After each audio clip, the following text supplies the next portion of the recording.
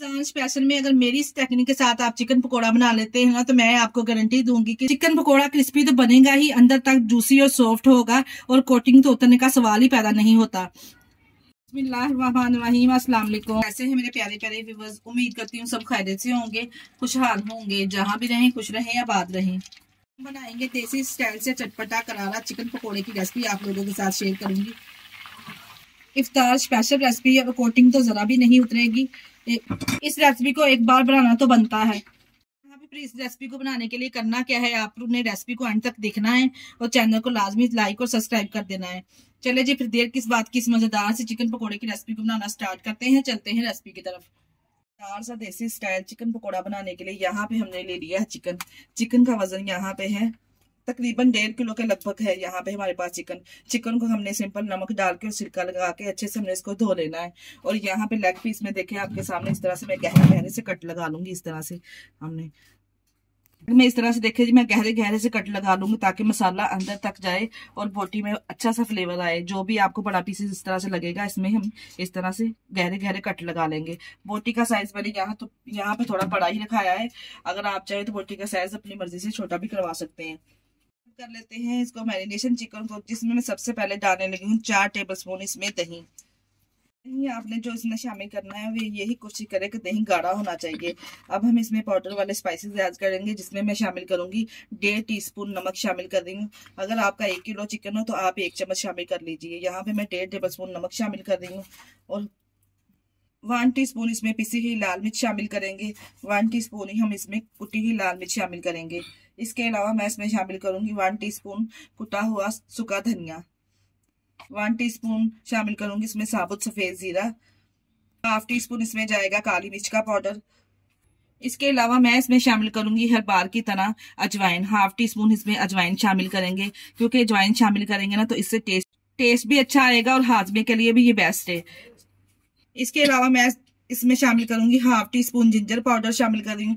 अगर आपके पास नहीं है तो आप फ्रेश भी जो घर में इस्तेमाल किया जाता है वो शामिल कर सकते हैं। 1/2 टीस्पून ही हम इसमें गार्लिक पाउडर शामिल करेंगे। स्पून में इसमें साबुत सूखा धनिया डालूंगी ना, बहुत ही जबरदस्त फ्लेवर और टेस्ट आएगा चिकन पकोड़े का। और 1 टेबलस्पून ही हम इसमें कसूरी मेथी ऐड करेंगे। कसूरी मेथी डालने से इतनी जबरदस्त, जब हम चिकन को फ्राई करेंगे इतनी जबरदस्त इसकी खुशबू आएगी, पूरे घर से तो क्या पूरे मोहल्ले में फैल जाएगी चिकन पकोड़े की खुशबू इंशाल्लाह ताला। 2 टेबलस्पून इसमें हम लेमन ऐड कर दूंगे। अगर आपके पास फ्रेश लेमन है 3 से 4 लेमन लेके इस तरह से आप इसमें शामिल कर लीजिए। स्पाइसेस ऐड करने के बाद इसके अलावा इसमें शामिल करेंगे 2 अदद अंडे। अगर आप इसमें शामिल करने से चिकन जो हमारा चिकन पकोड़ा जो वो बहुत ही जूसी और सॉफ्ट बनेगा। अंडे शामिल करेंगे बस जी, हाथों की मदद से अच्छे से हमने इसको मिक्स कर लेना है। तमाम चीजों को यहाँ पे देखिए जी मैंने मिक्स कर लेना है। अगर आपने इस तरह से पहले चिकन पकोड़ा नहीं बनाया तो एक बार मेरे कहने पे इस तरह से चिकन पकोड़ा बना के देखिए, यकीन जानिए खाकर मजा आ जाएगा। पे चेक करें कितनी अच्छे से मसाला बोटियों के ऊपर कोट हो चुका है। इस तरह से कोट होना चाहिए तमाम मसाला बोटियों के ऊपर। बस ये अब हम कवर लगा के इसको आधे घंटे के लिए मैरिनेशन के लिए छोड़ देंगे।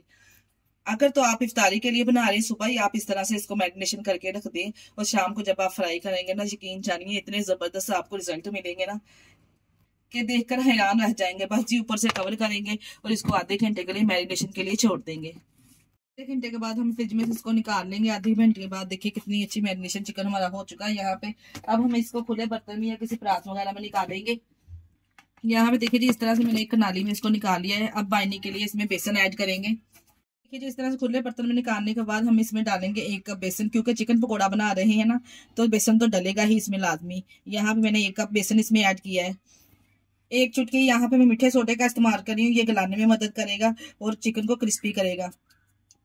3 चम्मच यहाँ पे मेरे पास है कॉर्नफ्लोर। कॉर्नफ्लोर डालने से चिकन क्रिस्पी और क्रंची होगा, इसलिए मैंने इसमें 3 टेबलस्पून कॉर्नफ्लोर ऐड किया है। साथ में इसके ऐड करूंगी 3 से 4 कटी हुई सब्ज मिर्चें इसमें ऐड कर रही हूँ। ढेर सारा सब्ज धनिया इसमें ऐड करेंगे और अच्छे से हम इसको मिक्स कर लेंगे। यहाँ पे देखिए जी मिक्स करते वक्त 1 कतरा भी मैंने यहाँ पे पानी का नहीं डालना। जो चिकन ने हमने चिकन को मैरिनेशन किया था ना तो चिकन ने अपना ही पानी छोड़ा है, दही ने पानी छोड़ा है। इसी में जो बेसन की कोटिंग है इसके ऊपर अच्छे से अप्लाई हो जाएगी। यहाँ पे हम ज्यादा बेसन का भी इस्तेमाल नहीं करेंगे, इतना ही करेंगे कि एक पतली सी लेयर बेसन की इसके ऊपर इस तरह से आ जाए। अगर आपके चिकन ने यहाँ अगर इस स्टेज पे आके पानी चिकन ने नहीं छोड़ा, अगर आपको जरूरत महसूस हो पानी की, तो आप सिर्फ इसमें छींटा लगा सकते हैं। ज्यादा पानी का भी इस्तेमाल यहाँ पे हम नहीं करेंगे, क्योंकि जो हमने जब चिकन को मैरिनेशन किया था ना, दही पानी छोड़ेगा, इसी में जो बेसन हमने इसमें डाला है वो अच्छे से मिक्स हो जाएगा। अब कर लेते हैं चिकन पकोड़े को फ्राई करने के लिए यहाँ पे एक कढ़ाई में हमने ऑयल को गर्म कर लेना है। ऑयल को हमने ज्यादा गर्म नहीं करना, हाई फ्लेम पे मीडियम फ्लेम पे ऑयल को गर्म करेंगे। इस तरह से एक एक पीस डालते जाएंगे। आप चिकन डालते वक्त इसके ऊपर जो बबल आ रही है, इससे अंदाजा लगा सकते हैं कि हमने ऑयल को कितना गर्म किया है।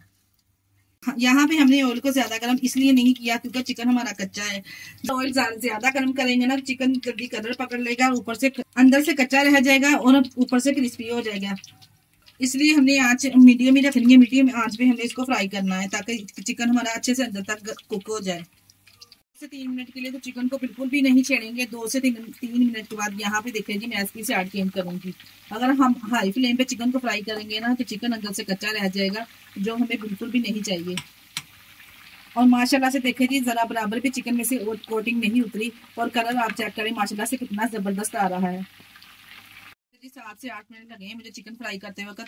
मैंने थोड़े बड़े पीसेस चिकन के लिए थे यहाँ पे। अगर आप छोटे पीसेस लेंगे तो थोड़ा टाइम कम लगेगा।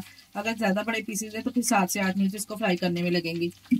7 से 8 मिनट के लिए हमने उल्टे पलटे हुए इसको अच्छे से फ्राई कर लेना है। जब ये चिकन हड्डी छोड़ दे तो समझिए हमारा चिकन अच्छे से गल चुका है। यहाँ पे आप चेक कर सकते हैं, चिकन ने हड्डी यहाँ पे छोड़ना स्टार्ट कर दी है। अब चिकन अच्छे से फ्राई हो चुका है, कोटिंग भी जरा नहीं उतरी है इससे। यहाँ पे आपको एक टिप देती चलूं कि अगर आपने ओवरनाइट के लिए इस चिकन को इस तरह से मैरिनेशन करके रखेंगे ना, तो चिकन आपको बहुत ही नरम, सॉफ्ट और इतना जबरदस्त इसके रिजल्ट मिलेंगे ना, तो यकीन जानिए जिस किसी को भी आप ये खिलाएंगे ना, आपसे दोबारा इसकी फरमाइश करके बनवाएगा। देखिए चिकन पकौड़ा कितना जबरदस्त फ्राई हुआ है। इसको सर्विंग ट्रे में डालेंगे और डिश आउट करेंगे। और आप चेक करें, इसके ऊपर से जरा सी भी कोटिंग नहीं उतरी। मैं तो आपको तोड़ के भी दिखाती हूँ कि अंदर तक किस तरह से ये कुक हुआ है। देखिए जी, प्यारी सी ट्रे को मैंने इस तरह कर दिया है डेकोरेट। मैं तोड़ के भी दिखाती हूँ आपको कि अंदर तक माशाल्लाह से यहाँ पे आप चेक करें कि किस तरह से चिकन कुक हुआ है, कितना नरम, सॉफ्ट और जूसी बनके तैयार हुआ है। यहाँ पे कोटिंग उतरने का तो सवाल ही पैदा नहीं होता। इसी स्टेज पे अगर आपको हमारी वीडियो जरा से भी अच्छी लग रही तो हमारी वीडियो को लाइक और चैनल को सब्सक्राइब लाजमी कर दिया करें। अपने अजीजों में, रिश्तेदारों में भी शेयर कर दिया करें। इसके साथ ही मुझे दीजिए इजाजत। अपना बहुत सारा ख्याल रखिएगा और हमें दुआओं में याद रखिएगा। ओके, अल्लाह हाफिज।